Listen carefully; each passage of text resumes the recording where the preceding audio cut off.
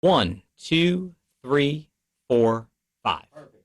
That's good. That's excellent. Okay, so we're going to start this.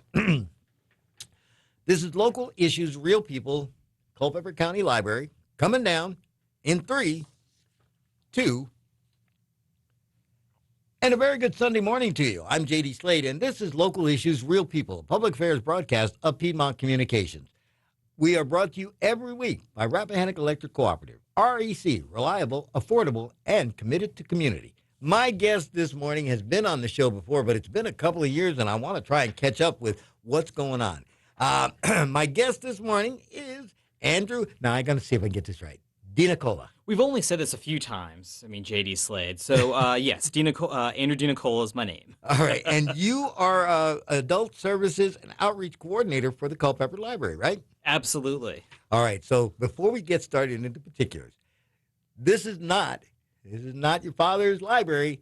The terms and what is going on in libraries is amazing. And you've gotten some great stuff. Overview. Give me an overview of the library. All right. So the Culpeper County Library, yes, we are a branch, we are an agency of Culpeper County government. But as you said, we are not your father's library. We're not your grandfather's library. Libraries in general, goes all the way across the country, all the way across the world. We're no longer just a place of just books. We are a place of community.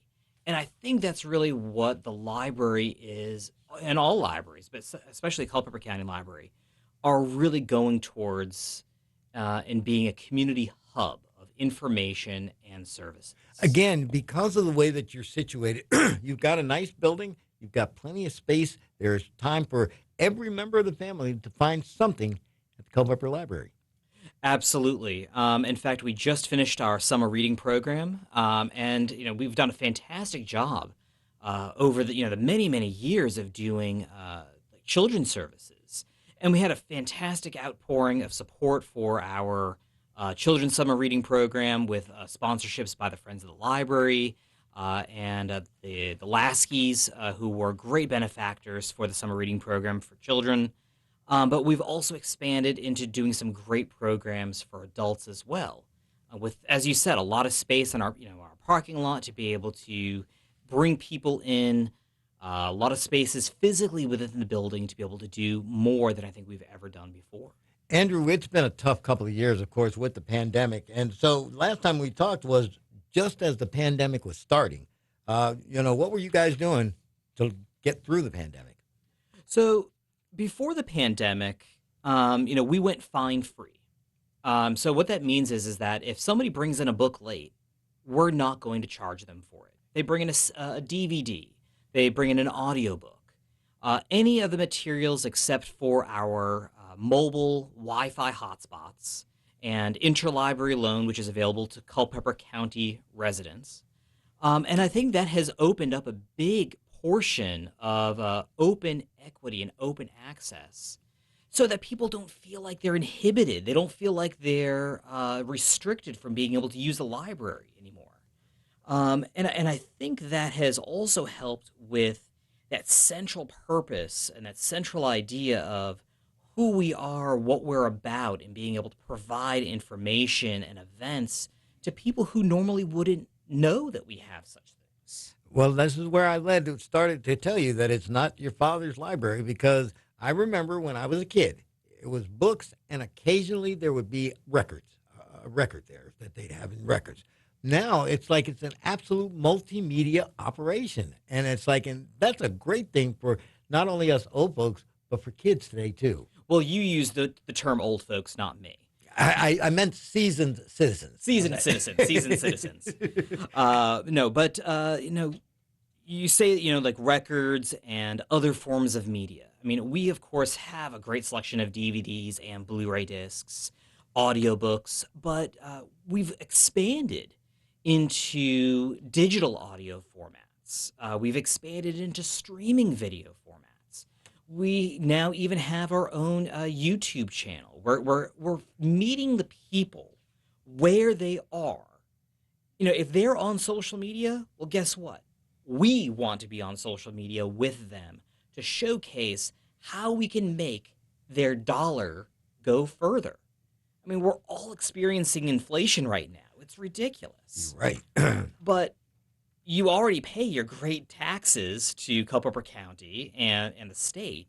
Let's use those state funded dollars. Let's use those great county funded dollars and put them to work to bring you materials and resources that hopefully everybody is going to be able to use in one way, fashion, or form.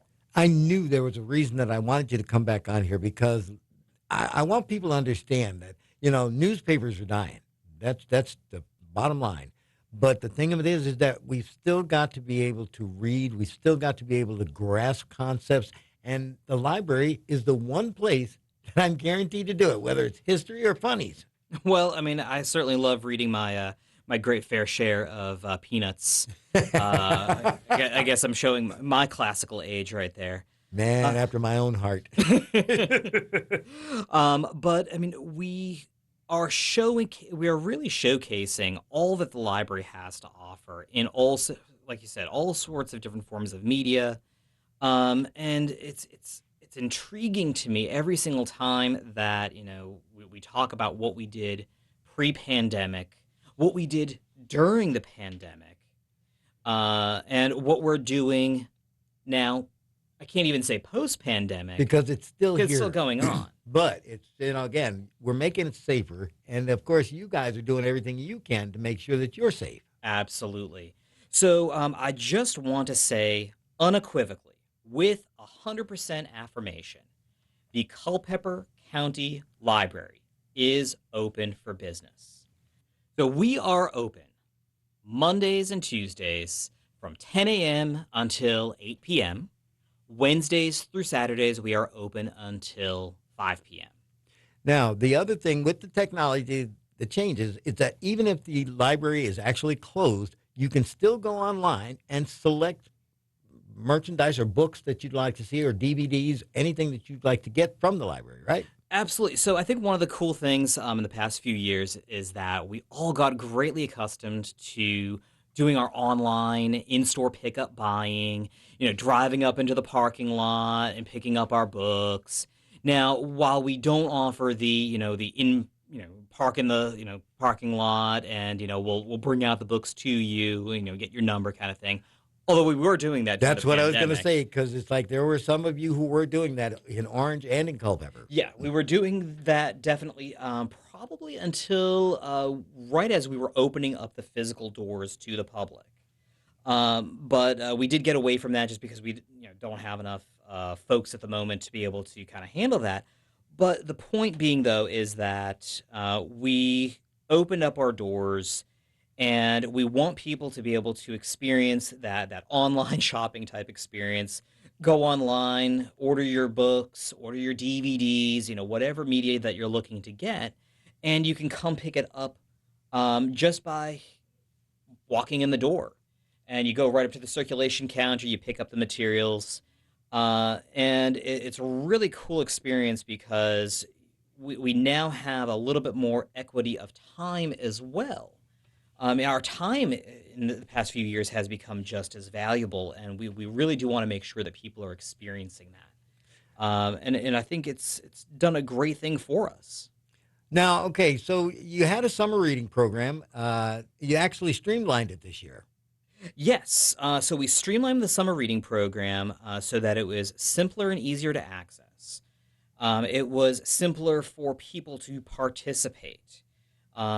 For the youth services and children's department summer reading program, there was an app that you could have downloaded that the children could log their books. They could enter in the numbers and volumes of books or number of minutes that they were reading, and then that would automatically get submitted to our youth services librarian and her wonderful staff. For adults, we wanted to kind of do the same thing, although I like a little bit more old school.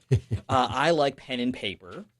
But we wanted to make it so that people could enjoy the experience of reading. So it didn't matter what you were reading. You talked about newspapers dying. Well, you can access the Culpeper Star Exponent with your Culpeper County Library card. And I know for a fact that with your Orange County public library card. You can also access things like the Orange County Review.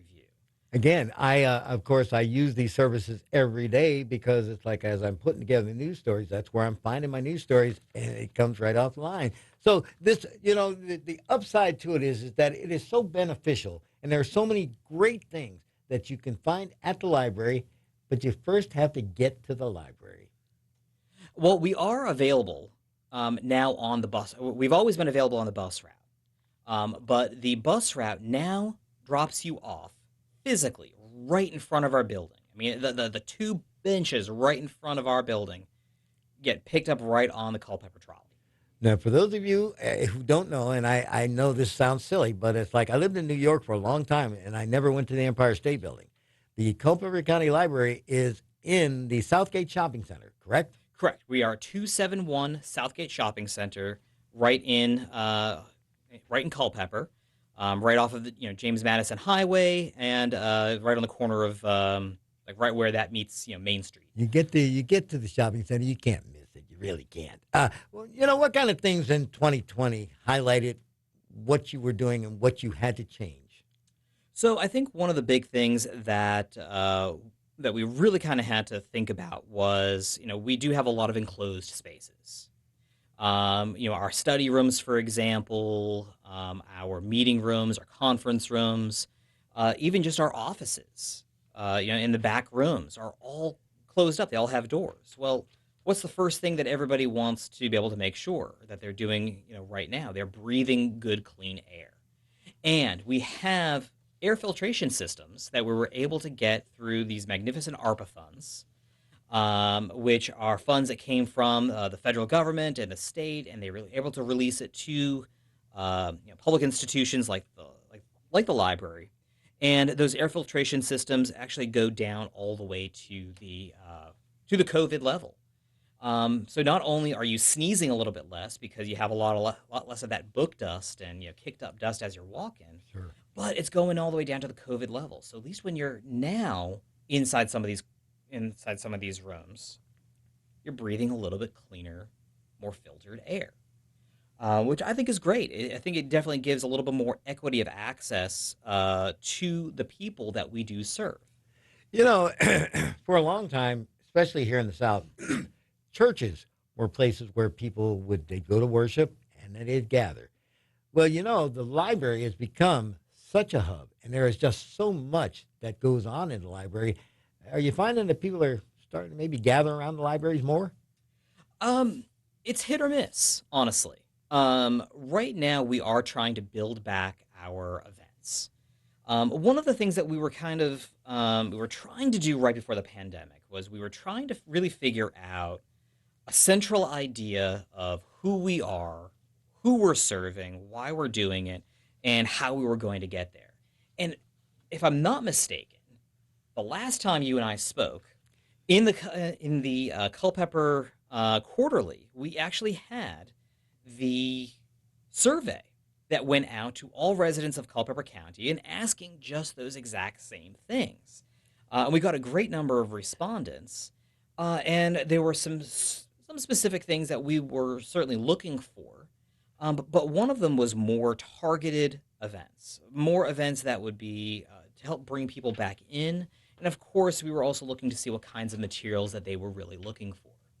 And one of the things, especially with those targeted events, I like to call them more like one-offs, Runoffs, right? because we all like new things. We all like different things, and sometimes we repeat a topic over and over and over again, and we beat the dead horse until we literally just hurting our own shoulders. Um, but what we can do is that we can try to find these great little events that will help increase the number of people coming back to the library. Whether it be a summer reading program. I mean, we did it last year for adults, but of course we did it this year. But when have we ever done summer reading before that? It had been years and years and years here in Culpeper County.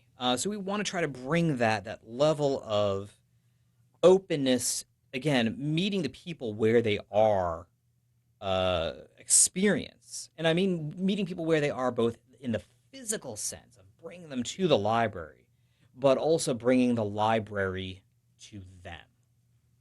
That's it's an admirable goal. How many people do you have working with you, Andrew?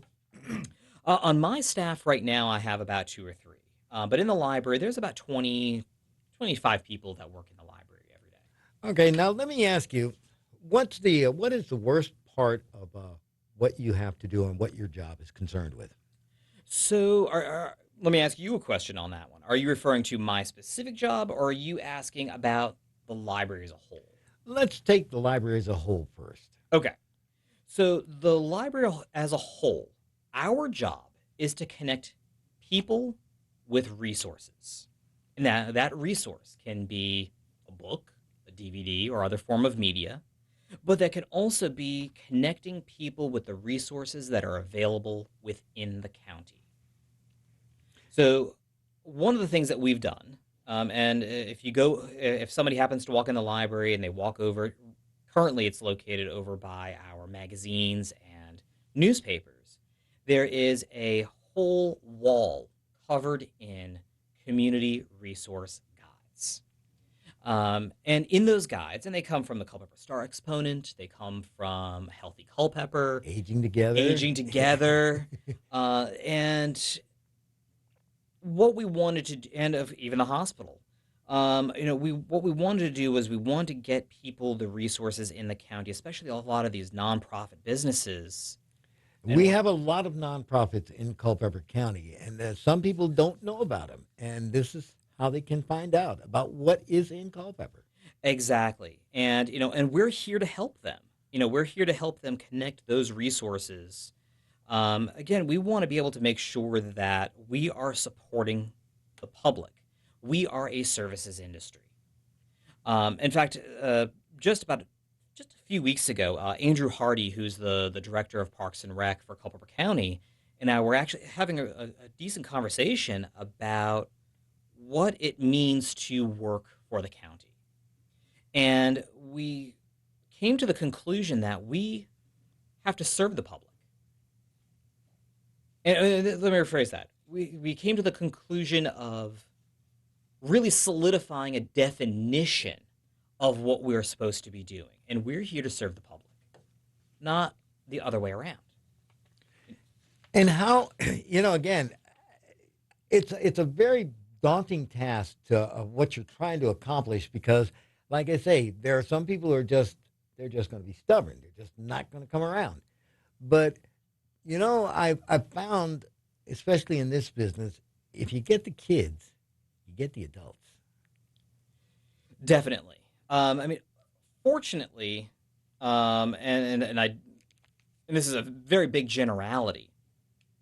Older adults we can usually count on, coming together, seasoned citizens There as we go. That's as right. you called them.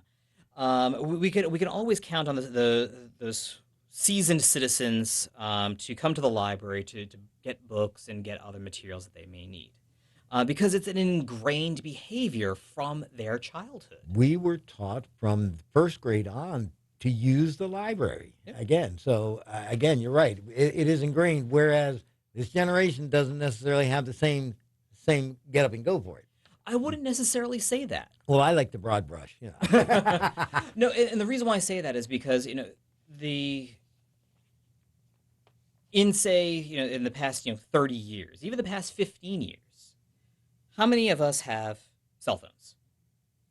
Okay. How many of us have tablets like your iPads, your Samsung Galaxies, your Kindle Fires? Okay. How many of us now use Amazon to download our books? Okay, and for anybody that's listening right now, JD is currently laughing and giggling like, yeah, that's kind of what I do. I think I just got caught. Um, Yeah, you did. You caught me. It's like because again, as a seasoned citizen, it's like I keep saying, I'm getting to the point where I don't really want to keep learning new stuff because when you learn something, something's got to fall out. But it's been an exciting ride because, like I say, every day is a new adventure. And of course, I've learned things that I never thought I would have ever thought about. So, again. and I think that got really exacerbated in the past just 3 years since this whole This pandemic where debacle we're has all happened. locked down and couldn't go Yep. anywhere, couldn't do anything.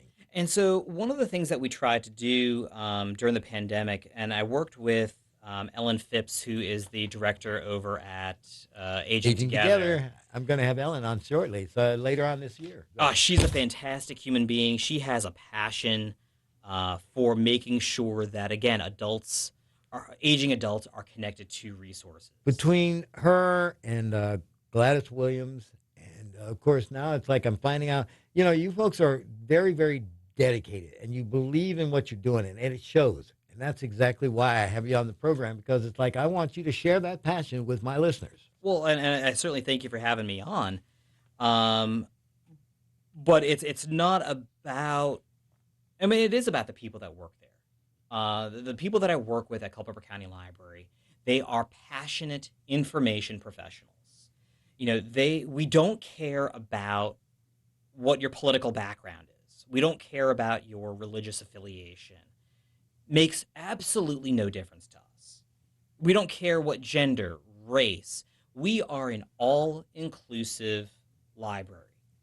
And I really want to stress that because that goes to my personal core beliefs of equity of access. Now, equity of access can mean access, digital equity of access, for getting internet and things like that.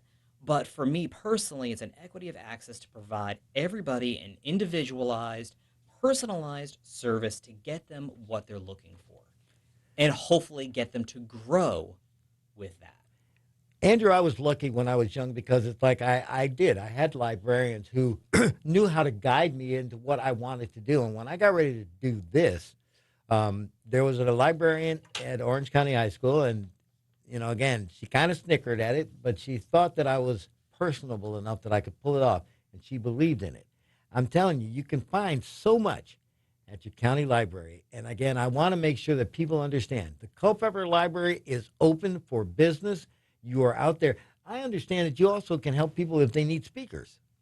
Yes. So, whether you're looking to hear, my voice, not just on your radio show, JD, but I'm more than happy to come out, give you information. One of the things that I've been very passionate about is trying to find discerning fact from fiction. And I think that's one of the big things that a library can certainly provide is making sure that we have information that has been vetted and has been looked at to make sure that it is as accurate but also open ended as possible because people's different viewpoints can interpret your information differently. And I'm all for that. But I certainly want to make sure that we are promoters of well researched information. Again, you want to make sure that it's accurate, it's fact. It's like, no speculation. It's funny because I looked at these questions. It's like you are involved with a lot of different people that I have dealt with. Again, Ellen Phipps, Hmm. Tabitha Riley, Yep. Hmm. Orange Park, Culpeper Parks and Rec. Yep. Again, so tell me about the storytelling. So one of the things that we are looking to do this upcoming fall. In fact, I believe it's going to be on October 21st. So we're going to be partnering with Parks and Rec, and we're going to just have a cool, fun time. Why not bring an oral story to people?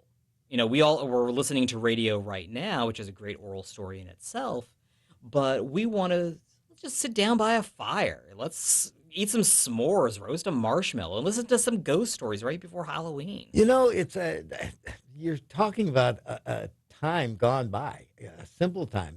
I did all those things when I was a kid because number one, we didn't have all the technological advances and computers and screens and everything, so you had to use a little imagination. And that's what I'm kind of hoping that the library will help bring back. Cause kids to use a little imagination instead of depending on devices to get their things done. Oh, absolutely. I mean, I can't even say it enough, with my own kids, how many times I have to say, no, get off your tablet, turn off the television, go upstairs and read, go outside, dig a hole with a stick. You don't even want to get me started on that because I was one of those kids that when summer would come, summer would start at like 7 a.m. and I'd be out the door and I wouldn't be back until evening, but I'd be playing all day out getting dirty and just roughing it up. Oh, absolutely. But You can certainly do that, and we want to make sure that people are getting outside. In fact, one of the things that we have at the library is we have nature backpacks where you can borrow it, and it gives you a pass to get into local, state, and national parks with investigation tools like magnifying glasses and binoculars and This is not my like little father's little library. pictures. Not my father's I mean, library, babe. but this is information that, yes, you can read about all this stuff in a book, you can look at it on your tablet, but when you really get in there and you're experiencing it, it sets off this extra, like, little shot of dopamine in your brain that gives you that extra bit of pleasure that gives you a memorable experience. You can sit down by a fire and roast a marshmallow, listen to a story. That's going to be something that your kids and the parents who are with them, or the grandparents or the guardians, whatever adult that you're with, everybody there is going to have that awesome experience and that memory to take home with them. And whatever was done right, they're going to remember. Whatever was done wrong, they're going to remember as well. My guest this morning on Local Issues Real People is Andrew DeNicola from the Culpeper County Library.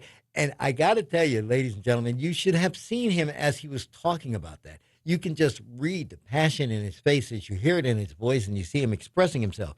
This is something that you actually do believe in. And that's another reason I've got you here, because it's like you're out to help the community find something that they may have lost.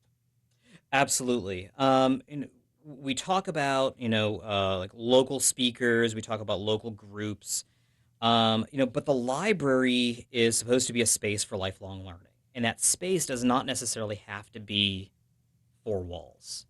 It could be, again, I said it before, bringing the library to where the people are. Andrew, this has just been fascinating to me. It's like, again, remind people how they can get involved with the library and when they can come and see you at the library and if they need to talk to somebody at the library. Okay. So, as we said before, the library is located at 271 Southgate Shopping Center in Culpeper. You can come into the library from, any time that we're open. You can talk to any one of the staff members, and we're going to help you out. If you want to speak with me personally, I'm usually found at the information desk. And if they want to get involved with the library, if they feel that they have a passion for supporting us, the Friends of the Library, as I said before, they did a fantastic job of supporting the summer reading programs. They are able to support and pay for a lot of the things that we don't normally be able to get through government funding. They pay for a lot of those extras, such as like adult and children's crafting. Any of the events that we have, any of the speakers that we bring in are usually paid for by the Friends of the Library, if they're not already volunteering to help us because they have a passion for giving information. The reason that they are called Friends of the Library is because they are friends of the library. Who knew? It's quite a concept. Let me ask you, because we're running out of time here, how do you see the library growing in the future? Oh, that's a great question. One thing is that we are looking to expand into adult crafting and adult games because with crafts and gaming, you not only get to learn, say, a new concept. For example, we just did a program back on July 12th with adults called quilling. I mean, has anybody heard of quilling before? Yeah. You take pieces of paper and you roll it together and you make like little spirals out of it and you make little images out of it. I mean, who would have ever thought that that was even a thing? I mean, I didn't. You got me. Yeah. And so we want to be able to get people with connecting the events that we have like that and also showcase some of the resources that we have in the library itself, like books that are about quilling or knitting or whatever kind of other doodad that they're looking to do.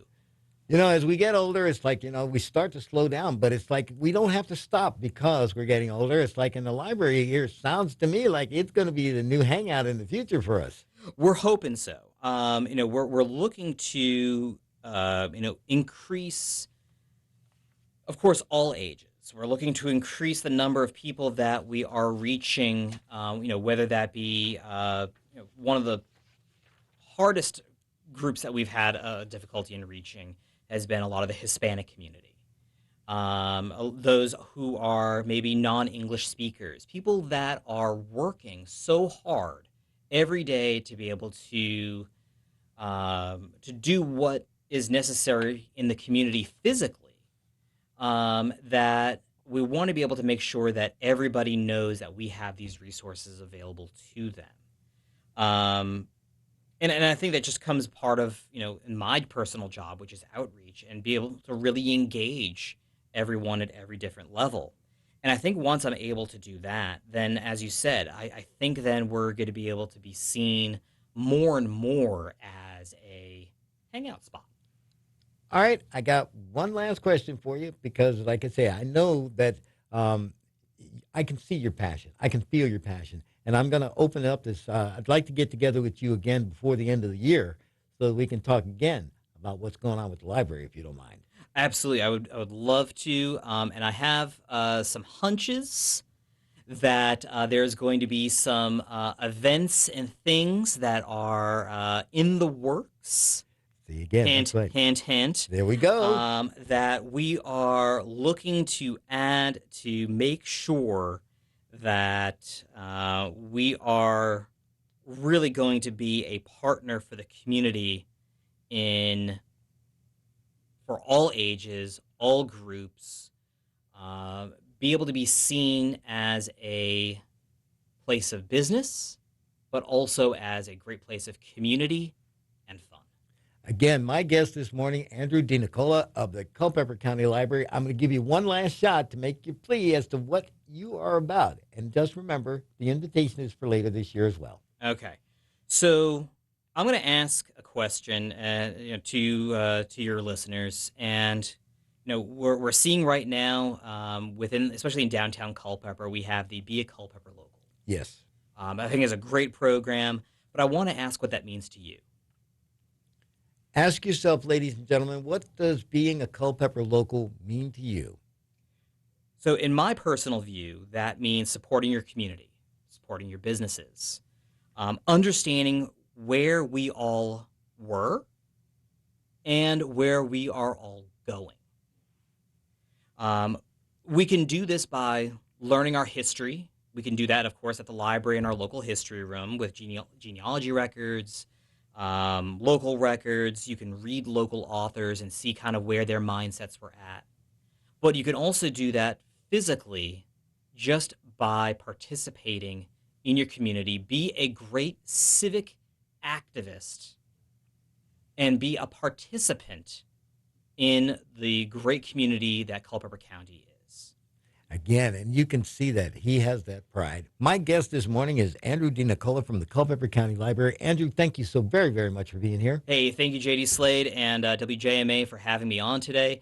I hope to see you all again sometime this fall. Oh, yes, we are going to get together. That is my promise to you. That is Local Issues Real People for this week, brought to you by REC, Rappahannock Electric Cooperative. Reliable, affordable, and committed to community. I'm JD Slade.